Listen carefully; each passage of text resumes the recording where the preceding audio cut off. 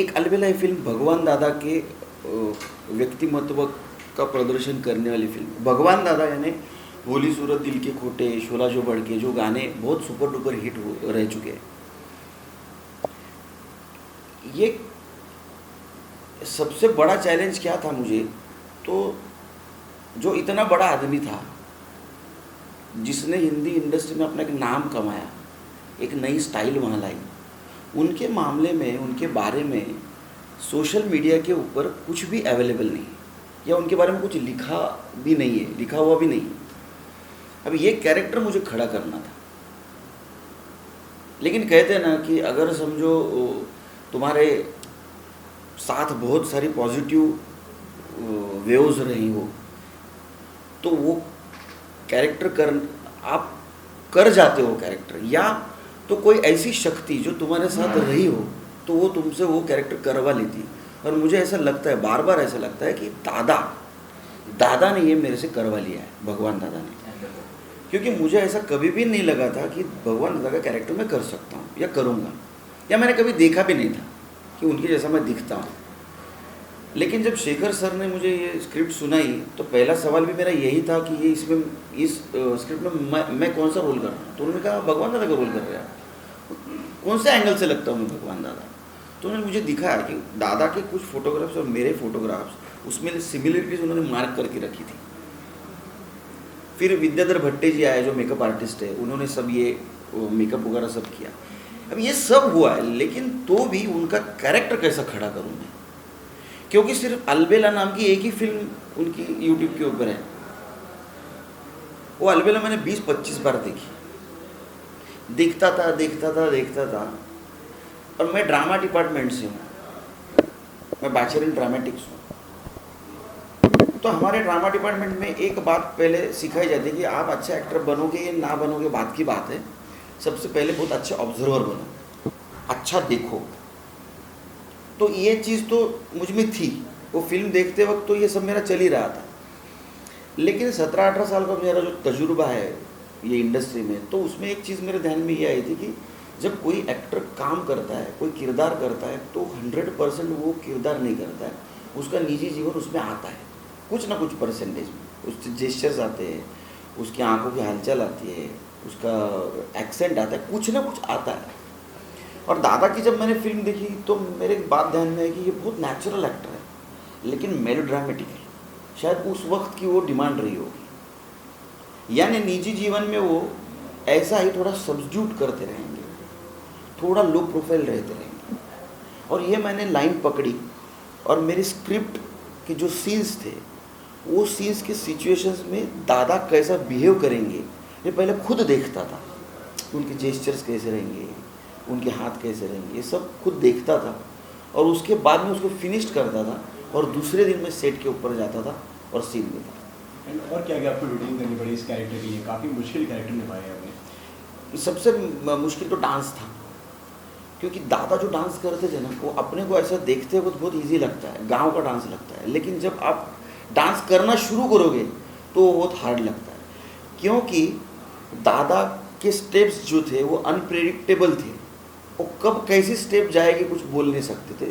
दूसरी बात, दादा के जो जेस्चर्स थे डांस के वक्त वो ऑफबीट जाते थे। यानी अगर समझो मैं आप कहाँ जा रहे हो ऐसा कहूँ तो मैं बात करते वक्त मेरा हाथ जाता है ना, आप कहाँ जा रहे हो, उनका वैसा नहीं रहता था, वो ऑफबीट जाता, आप कहाँ जा रहे हो। ये जो था ये पकड़ना बहुत मुश्किल था, लेकिन ये भी हो गया। वैसा देखा जाए तो मैं नॉन डांसर, मुझे बिल्कुल डांस नहीं आता। लेकिन हमारा जो कोरियोग्राफर है स्टैनली और सदा उसका असिस्टेंट, उन्होंने इतने अच्छी तरह से मेरे से डांस करवा लिए कि मुझे कॉन्फिडेंस आ गया डांस करने का। और जब मैंने गाना देखा शोला जो भड़के, तो मुझ पे यकीन नहीं, यानी मैं ये इतना अच्छा मैंने डांस किया है ऐसा मुझे लगा।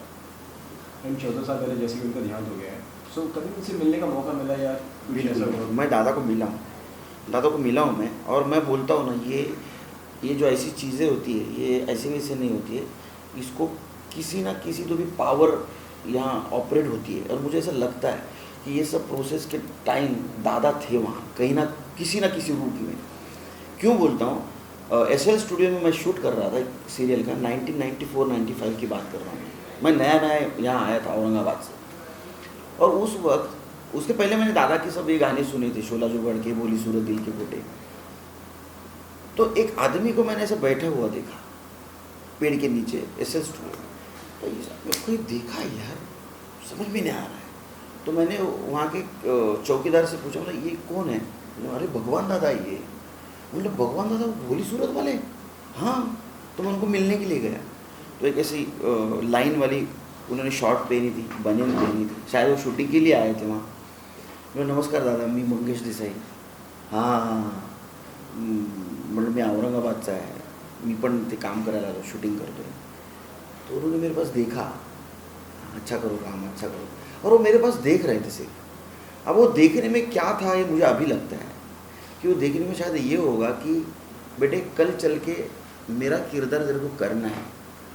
शायद उनकी ये उस वक्त उनकी आंखों में ये था, क्योंकि उनके बाद में कभी भी मेरी उनकी मुलाकात नहीं हुई, उसके पहले भी कभी उनकी मेरी मुलाकात नहीं हुई थी. सो उस टाइम में कभी सोचा था कि एक टाइम आएगा कि मतलब मैं जिनसे मैं आज मिल रहा हूँ, जिनसे बात कर रहा हूँ, उनका ही किरदार मुझे ज़िंदगी में बिल्कुल नहीं लगा था, बिल्कुल नहीं लगा था, बिल्कुल नहीं लगा था.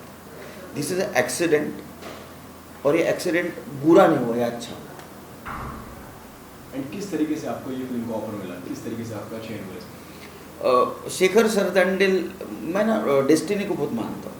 मेरा ये कहना है कि हर आदमी का एक प्रारब्ध लिखा हुआ है, डेस्टिनी लिखा हुआ है, उसकी ज़िंदगी में वो होना है. अगर मुझे एक्टर बनना है तो मैं एक्टर बन के रहूँगा. मुझे एक्टर बनना नहीं है और मैं कितना भी अप टू, मैं एक्टर नहीं होऊंगा, क्योंकि यहाँ नहीं लिखा है. शेखर सरदंडेल जो डायरेक्टर थे, उनकी और मेरी बिल्कुल पहचान नहीं, प्रोड्यूसर की और मेरी बिल्कुल पहचान नहीं. हम एक दूसरे को कभी भी मिले नहीं थे. मैं एक फ़िल्म का शूट कर रहा था, उस वक्त उनका एक SMS आया शेखर सर का कि ऐसा ऐसा है, एक फ़िल्म का नरेशन देना है, मिलने आओगे? मैंने कहा ओके, 8 दिन के बाद आ सकता हूँ, मैं एक शूट कर रहा हूँ फिल्म का. आफ्टर 8 डेज़ मैं वहाँ गया, उन्होंने मुझे नरेशन दिया, बहुत बढ़िया है ये स्क्रिप्ट. बोला लेकिन इसमें रोल कौन सा कर रहा हूँ मैं? उन्होंने कहा भगवान दादा का. प्रोसेस शुरू होगा. एंड सर ये लुक के बारे में मैं जानना चाहूँगा कि कितना इसके लिए सर क्या क्या मेहनत करनी पड़ी, कितना मुश्किल था सर ये मेकअप करने के लिए कम से कम पहले शुरू में 1.5 घंटा लगता था, अभी 1 घंटे तक आया. कुछ प्रोस्थेटिक वगैरह कुछ यूज़ नहीं किया है. विद्याधर भट्टे नाम का एक जादूगर है, यानी हिंदी इंडस्ट्री के बहुत बड़े मेकअप आर्टिस्ट हैं, बहुत बड़ी बड़ी फिल्में उन्होंने की है. उन्होंने सिर्फ ये शेडिंग के ऊपर किया है.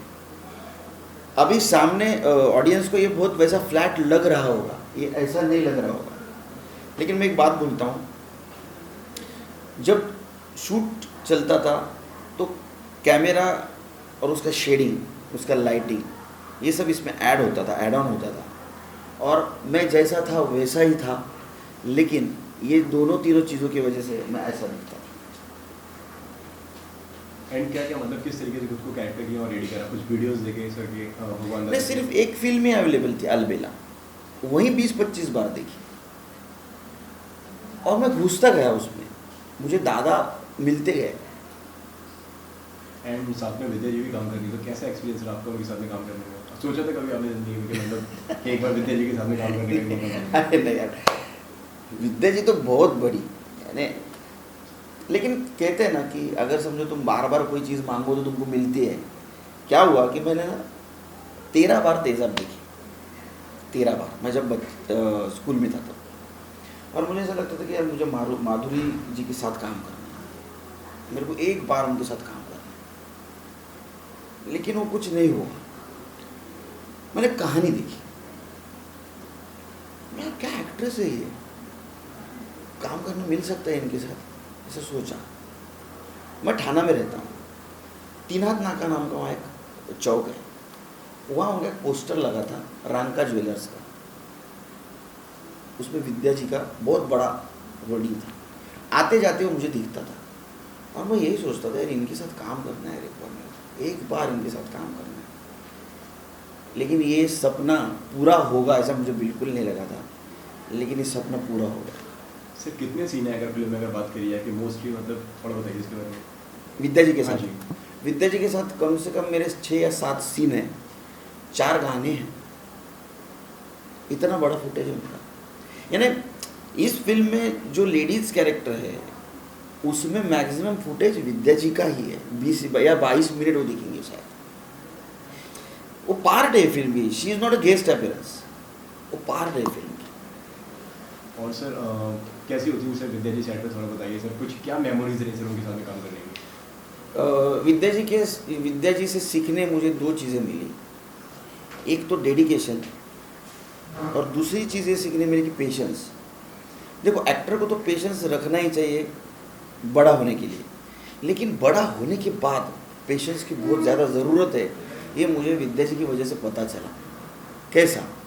जब एक्टर बड़ा होता है, एक्ट्रेस बड़ी होती है, तो टाइम देखना शुरू करती है, और 9 बजे मैं आई थी, 9 बजे मैं निकलूँगी, और टैंट्रम शुरू हो जाता है। विद्या जी के साथ काम करते हुए एक दिन ऐसा हुआ कि पैकअप होने वाला था 11 बजे, पैकअप हुआ 2:30 बजे। 11:30 बजे हमारे डायरेक्टर ने ऐसा डिसीजन लिया कि वो एक सीन स्किप कर देते, वो उनको तकलीफ़ हो रही होगी। ये बात उनको पता चली, उन्होंने मैसेज भेजा, नहीं नहीं वो सीन करना है, वो सीन होगा, 2:30 नहीं 4 बजे तक मैं शूट करूँगी, वो सीन होगा। कल मुझे सिर्फ 2 घंटा लेट बुलाई, अगर वो भी नहीं हो सकता है तो भी बुलाए, मैं आऊँगी। ये जो सेट के ऊपर का बिहेवियर है ना, इस बिहेवियर की वजह से फिल्म बड़ी होती है, और पॉजिटिव वेव्स ही फिल्म का नसीब तय कर दे, ऐसा मुझे अभी लगता है।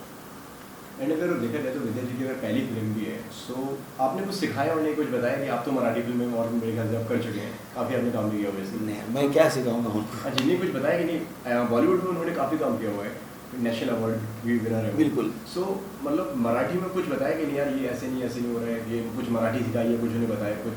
नहीं, हमारी मराठी में बातें होती थी, लेकिन उन्होंने एक अप्रिसिएशन मुझे बहुत अच्छा दिया था कि उन्होंने बोला कि हमारी हिंदी में ना बहुत चिल्लम चिल्ली होती है, तुम्हारे मराठी फिल्म के सेट के ऊपर चिल्लम चिल्ली नहीं होती है। तो फिर इस ढंग से बातें होते होते फिर आपने क्या किया है, फिर मेरे बारे में उन्होंने पूछा, बहुत सारी चीज़ें जानी उन्होंने।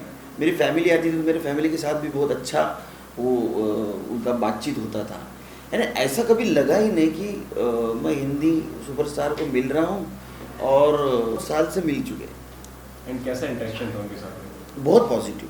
एंड सर अगर यूएसपी की बात की जाए तो फिल्म की यूएसपी क्या है? फिल्म की यूएसपी ये है कि भगवान दादा एक महाराष्ट्रियन आदमी था, उन्होंने अपना एक रुतबा बना दिया हिंदी इंडस्ट्री में। हिंदी फिल्म इंडस्ट्री में उन्होंने ऐसी सारी चीज़ें लाई जो पहले नहीं थी, फाइट, डांस। दूसरी बात, ये इंस्पिरेशनल हो सकती है फिल्म कि आदमी की जिद उसको कहाँ तक ले जा सकती है। और तीसरी बात, विद्या बालन ने ये मराठी फिल्म क्यों की, उनको क्यों लगा कि मराठी फिल्म करें, यानी ऐसा कुछ ना कुछ होगा फिल्म में कि उनको लगा ये फिल्म करें। एंड सर कितने सॉन्ग्स अगर फिल्म में बात करिए? 2 बड़े सॉन्ग है, शोला जो भड़के, बोली सूरत दिल के कोटे, और 2 गानों के एक अंतर है, शाम डले खिड़की तले और धीरे से आना आँखें।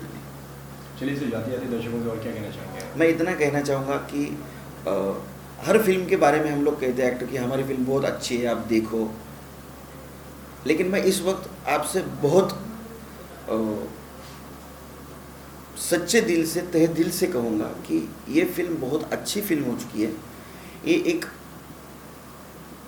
बॉलीवुड के सुपरस्टार की कहानी है, वो जिसका इस इंडस्ट्री से कुछ लेन देन नहीं था, उसका भगवान दादा कैसा बना, ये इसमें देखने वाला है। और सबसे मेन बात, सब ओरिजिनल है। तो ये फिल्म 24 जून को महाराष्ट्र के बाहर, आउट ऑफ इंडिया रिलीज़ हो रही है। प्लीज़ देखिए, आपके ब्लेसिंग्स की मुझे बहुत ज़रूरत है। किस तरीके के कैरेक्टर कर रहे हैं? इस सिनेमा में, इस फिल्म में भगवान दादा के वाइफ का रोल प्ले कर रही हूँ। और एक तो एक पीरियड मूवी है, तो इसके लिए एक उस टाइप, मतलब उस ज़माने की मूवी है, तो बहुत ऐसे सीधी सादी घर संभालने वाली ऐसी वाइफ दिखाई दी है। और मैं कभी भी, मैंने ऐसे इतना सिंपल रोल कभी प्ले नहीं किया, क्योंकि अभी तक तो मैंने पूरे ग्लैमर या ऐसे कॉन्फिडेंट गर्ल, मैनेजर या ऐसे ही रोल मैंने प्ले किए हैं। तो मेरा ये कैरेक्टर बहुत सिंपल, सोबर ऐसा कैरेक्टर है। एंड कितनी डिटेलिंग करनी पड़ी आपको इस कैरेक्टर के लिए? डिटेलिंग मैं बताना चाहूँगी कि मुझे इतना टाइम ही नहीं मिला, क्योंकि जब मेरा शूट शुरू हुआ तो मुझे एक दिन पहले कॉल आया था कि कल से स्टार्ट है शूट और आपका सिलेक्शन हो गया है तो आप अवेलेबल हो गया। क्योंकि मैंने जब मूवी का ये प्रोसेस शुरू था तो मैंने ऑडिशन दिया था, उसको 8-9 महीने हो चुके थे और मुझे पता चला कि इसका शूटिंग भी शुरू हो गया। सो मैंने वो मतलब छोड़ दिया कि शायद मेरा नहीं होगा, मतलब मुझे सिर्फ इतना पता था कि मेरा शॉर्ट लिस्ट हो गई है, मैं टीम में हूँ।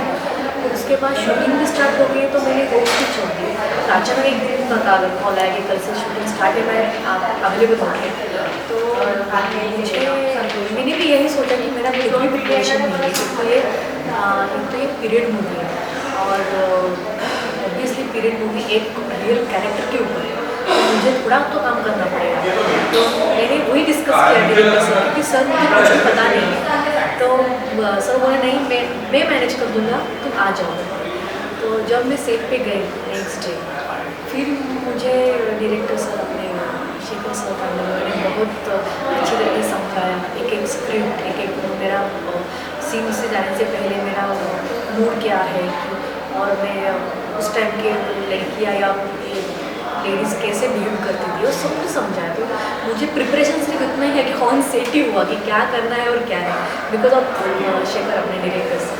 कुछ वीडियोस देखे उनके, कुछ ऑब्जर्व किया, कुछ पढ़ा उनके बारे में, किस तरीके से आपने मूवी देखा? नहीं, वीडियोस तो पॉसिबल नहीं थे क्योंकि भगवान दादा की वीडियोस अवेलेबल नहीं है, जिन्होंने इतना सारा काम किया उनके वीडियोस भी अभी किसी के यहाँ पे अवेलेबल नहीं है। उनकी वाइफ जिन जब उनके उस ज़माने में प्रोफेशनल और पर्सनल लाइफ बहुत अलग अलग रहती थी, मतलब कभी ऐसे इन्वॉल्वमेंट नहीं था उनके वाइफ का। हाँ, सपोर्ट उन्होंने बहुत किया भगवान दादा को, पर उससे कोई भी वीडियो ऐसे अवेलेबल नहीं है। पर इन लोगों का मतलब डायरेक्टर प्रोडक्शन उसका इतना अभ्यास है उनके उसके ऊपर कि पूरा उनकी इतनी प्रिपरेशन था कि मुझे कुछ ऐसे रेडीमेड सब कुछ मिल गया, मुझे कुछ ऐसे ढूंढने की ज़रूरत ही नहीं पड़ी या तो बहुत ऐसे क्या करूँ ऐसे करने की ज़रूरत नहीं पड़ी, क्योंकि वो बहुत क्लियर थे डायरेक्टर सर अपने थॉट्स में, उनको क्या चाहिए वो ही नोज। सो मुझे बहुत ईजी गया उनकी वजह से कि मुझे ऐसे रेडीमेड सब कुछ मिल गया कि हाँ ऐसे ऐसे करना है, ये कैरेक्टर को करना है, तो मुझे ज़्यादा ऐसे कोई तकलीफ हुई नहीं उनकी वजह से। एंड कितना बड़ा कैरेक्टर है आपका, कितने टाइम का कैरेक्टर, थोड़ा सी बारे में बताइए। मेरा कैरेक्टर थ्रू आउट मतलब फुटेज ज़्यादा नहीं होगा पर पढ़ा हूँ, मैं भगवान दादा के साथ में हूँ, मतलब मैं बुढ़ी भी दिखाई गई हूँ। सो मेरे शादी से लेके उनके बुढ़ापे तक मैं उनके साथ हूँ, तो मुझे लगता है कि इतने बड़े प्रोजेक्ट में मैं हिस्सा हूँ और इतना महत्वपूर्ण कैरेक्टर मेरा है। सो मुझे लेंथ की कुछ परवाह नहीं, पर एक बहुत महत्वपूर्ण कैरेक्टर में भगवान दादा के वाइफ का रोल प्ले करी, उनके लाइफ के ऊपर ही बायोपिक है, तो मेरा रोल उतना ही महत्वपूर्ण है मुझे लग रहा है। एंड फिल्म में विद्या जी गए तो उनके साथ में कुछ सीन्स हैं आपके कुछ? नहीं, मैंने ऐसे पहले ही बोला कि उस ज़माने में प्रोफेशनल और पर्सनल लाइफ बहुत अलग अलग रहती थी, तो मैंने ऐसे कभी स्क्रीन शेयर नहीं किया है विद्या जी के साथ। और मतलब मुझे पता भी नहीं था जब मेरा कास्टिंग हुआ कि विद्या बालन ने ऑलरेडी काम कर चुके हैं, उनका शेड्यूल ऑलरेडी हो चुका था, तो मुझे ये भी पता नहीं था कि विद्या बालन हमारे मूवी में है, तो ये मेरे लिए बोनस था कि मतलब इस मूवी में विद्या बालन जी भी है, क्योंकि somehow she is a superstar. ये इतनी बड़ी आर्टिस्ट, हिंदी के आर्टिस्ट इस मूवी में एक कैरेक्टर रोल प्ले कर रही है, ये मतलब यही बड़ी बात है, एक ग्लैमर आ गया हमारे सिनेमा को, हमारे मूवी को, तो उसका मैं एक हिस्सा हो गई, मुझे जान के मतलब बहुत खुशी हुई। एंड उनको कितना लगी बात है आपके, मतलब कि विद्या जी के साथ में ये काम तो मैं हूँ, मतलब मैंने अभी बोला कि 11th में मेरा कास्टिंग हुआ है, उसके बाद भगवान दादा की वाइफ का रोल है जो थ्रू आउट में हूँ, मतलब बुढ़ापे तक में हूँ, जिसके बाद मुझे पता चलता है कि विद्या बालन जी ने भी एक कैरेक्टर रोल किया है। So it's not a guest appearance, it's a character role, proper उनका एक कैरेक्टर है, तो जैसा मेरा कैरेक्टर है वाइफ का, तो ये मैं बहुत लकी हूँ कि इतने बड़े प्रोजेक्ट का मैं हिस्सा हूँ। तो ऑब्वियसली ये सारे सर्कमस्टेंसेस से एकदम पूरा झूम के आना, मतलब 11th में मेरा कास्ट्यूम होना, फिर बाद में सारे कास्ट्यूम ठीक से आना और विद्या बालन जी उस मूवी में होना, तो इसलिए मैं बहुत लकी मानती हूँ खुद को कि मैं इस मूवी का हिस्सा बनती हूँ। एंड जाते हैं दर्शकों को क्या कहना चाहते हैं? मैं यही कहना चाहूँगी कि ये मूवी उस दौरान की है जिस दौरान ये भगवान दादा एक सिंगल फैमिली से बिलोंग करते थे, उस दौरान है जहाँ पे पंजाबी मूवीज़ या बंगाली मूवीज़ बहुत इंडस्ट्री बहुत स्ट्रांग थी, इतनी मराठी इंडस्ट्री नहीं थी ही नहीं शायद। पर उसके जब भगवान दादा उस दौरान में एंट्री किए, जब सारे फेमस आर्टिस्ट राज कपूर जैसे बड़े बड़े आर्टिस्ट फिल्म इंडस्ट्री में राज करते थे, भगवान दादा ना बहुत ऐसे हैंडसम थे, ना कोई ऐसे हैंडसम हंग थे, ना कुछ भी थे, एक सिंपल आदमी उन्हें इतना स्ट्रगल करके इतनी फेमस मूवीज़ बनाई, इतने फेमस हो गए वो, तो उनका स्ट्रगल प्लीज़ देखने के लिए आ जाइए। बहुत इंस्पिरेशन स्टोरी है और आपको बहुत इंस्पायर होंगे आप कि ये कैसा एक आदमी कैसा प्रोड्यूसर डायरेक्टर सब कुछ बन सकता है इतने छोटे से घर से बिलोंग करके। सो मैं यही कहूँगी कि प्लीज़ उनके लिए आप देखने के लिए ज़रूर